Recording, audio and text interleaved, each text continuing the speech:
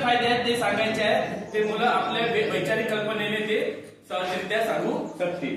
त्याच प्रकारे वर्ग 3 मध्ये लघुत्तरी प्रश्न, झाडे तोडल्यास काय होऊ शकते, हे मुलं विचार करतील, सांगतील की बाबा झाडे तोडल्याने काय होऊ शकते त्याच्यात. त्याचप्रमाणे फळझाडे व फुलझाडे यात फरक काय आहे हे सुद्धा ते 3 वर्गाची मुलं आपल्या कल्पकतेने आणि बुद्धीने ते सांगू शकतील.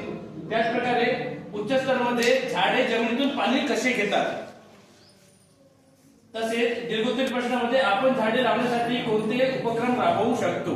आपण शाळेमध्ये म्हणा किंवा गावामध्ये आपण काहीतरी उपक्रम राबवतो, तर तसेच एक हा प्रश्न आम्ही दिलेला आहे त्याच्यामध्ये. आणि त्याच प्रकारे तुझे आवडते झाड कोणते, ते आवडते ते लिहा, का आवडते, तुझे आवडते झाड, प्रत्येकाच्या झाड वेगवेगळ्या प्रकारचे आवडत असते आणि ते तुला का बरं आवडते ते त्याला सांगायचे आहे. त्याच प्रकारे उच्च स्तर मध्ये झाडे तोडल्यामुळे कोणते नुकसान होते, तुम्ही झाडांची कशी सुरक्षा कराल, हे सुद्धा त्या मुलाला आपल्या बुद्धीने कल्पकतेने त्याला सांगायचं आहे. त्याचप्रमाणे वर्ग